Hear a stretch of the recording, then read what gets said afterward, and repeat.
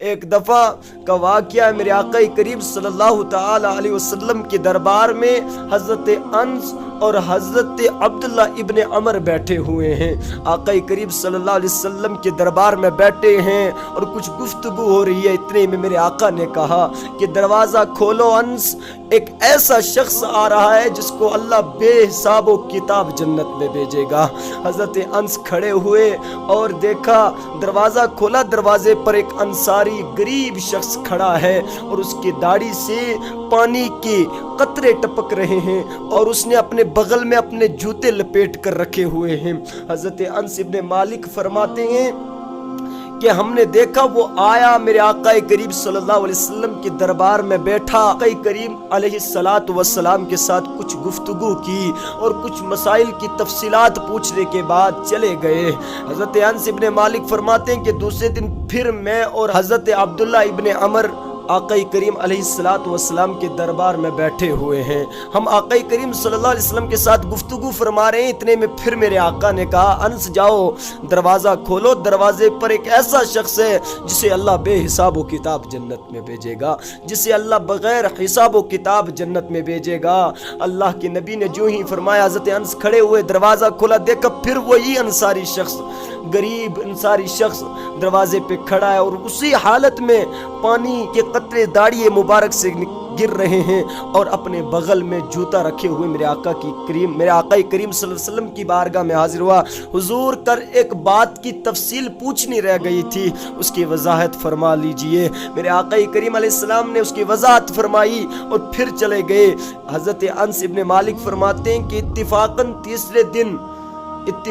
تیسرے دن میں اور حضرت عبداللہ پھر وہیں پر بیٹھے ہوئے ہیں، وہی وقت، سیم وقت تھا۔ آقا کریم نے پھر فرمایا انس دروازہ کھولو، ایک ایسا شخص آ رہا ہے جس کو اللہ بغیر حساب و کتاب جنت عطا کرے گا۔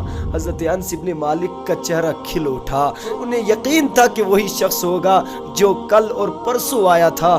حضرت انس نے دروازہ جب کھولا، دیکھا وہی شخص اسی حالت میں، اس کی داڑھی سے پانی کے قطرے بہ رہے ہیں اور اپنے بغل میں جوتا رکھے ہوئے میرے آقا کریم کی بارگاہ میں حاضر ہوا۔ چند گفتگو ہوئی اور پھر چلا گیا۔ مختصر سی گفتگو کے بعد چلا گیا تو میں اور حضرت عبداللہ ابن عمر گفتگو کرنے لگے کہ آخر اس میں کون سا ایسا عمل ہے جس کی بدولت اللہ کے نبی نے اس کو تین بار جنت کی بشارت دی، تین بار جنت۔ دیکھنا چاہیے کہ وہ عمل کون سا ہے۔ میرے آقا کریم علیہ السلام کے پیارے صحابہ حضرت انس، حضرت عبداللہ نے جب یہ مشورہ کیا، حضرت عبداللہ اس کے گھر کی طرف چل پڑے اور اسے راستے میں ملے، کہا کہ میں آپ کا 3 دن کے لیے مہمان بننا چاہتا ہوں۔ وہ کہنے لگا کہ کیوں، گھر تو قریبی ہے، میرے پڑوسی ہو، کوئی جھگڑا ہوا ہے؟ کہا کہ یوں ہی سمجھ لو۔ حضرت عبداللہ ابن عمر رضی اللہ تعالیٰ عنہ کو اجازت مل گئی۔ اب جب وہ 3 دن رہے، حضرت عبداللہ ابن عمر فرماتے ہیں میں نوٹ کرتا رہا، یہ کتنی زکوٰۃ دیتا ہے، یہ کتنے روزے رکھتا ہے، یہ کتنی نمازیں پڑھتا ہے، یہ کتنے قرآن کی تلاوت کرتا ہے۔ اور جب 3 دن ہوئے، میں نے دیکھا کہ کوئی صدقہ نہیں دیا۔ میں تو صدقہ دیتا رہا، اس نے کوئی صدقہ نہ دیا۔ میں تو راتوں میں نوافل اور تہجد پڑھتا رہا، لیکن یہ رات عشاء کی نماز پڑھ کے سوتا اور صبح پھر فجر کی نماز پڑھتا۔ میں 3 پارے پڑھتا اور یہ ایک ہی پارا پڑھتا۔ حضرت عبداللہ ابن عمر جب واپس نکلنے لگے، کہا بھائی میرا کوئی جھگڑا نہیں ہوا تھا، میں صرف یہ دیکھنا چاہتا تھا کہ تو عمل کون سا کرتا ہے۔ وہ کہنے لگا اے عبداللہ، تجھے کون سی مجبوری پڑی کہ میرا عمل دیکھنے آیا؟ تجھے کون سی چیز نے مجبور کیا کہ تم میرا عمل دیکھنے آیا؟ حضرت عبداللہ ابن عمر کہنے لگے بھائی 3 دن تو میرے آقا کریم کی بارگاہ میں آیا نا؟ کہا میں ہاں آیا ہوں۔ جب تو 3 بار آیا تھا، آقا نے اندر فرمایا تھا کہ ایک ایسا شخص آ رہا ہے جسے اللہ بے حساب و کتاب جنت میں بھیجے گا۔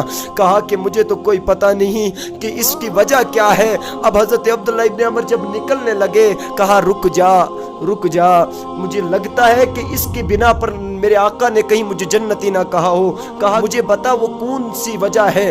کہا کہ میرے دل میں کسی مسلمان کے لیے حسد نہیں ہے، اے عبداللہ ابن عمر میں ابھی بھی یہ سوچتا ہوں تو مجھ سے زیادہ افضل ہے، میں یہ ابھی بھی سوچتا ہوں کہ تو زیادہ پرہیزگار ہے، تو زیادہ مجھ سے متقی ہے، تو زیادہ نمازیں پڑھتا ہے، میرے دل میں کسی کے لیے بغض نہیں ہے، حسد نہیں ہے۔ ہو سکتا ہے یہی وجہ ہو کہ اس کے بنا پر میرے آقا نے مجھے جنتی کہا ہو۔ اے بھائیو، اے عزیزو، اپنے دل میں کسی کے لیے حسد مت رکھو، ہر کسی کے لیے اچھی اور بہترین سوچ رکھو۔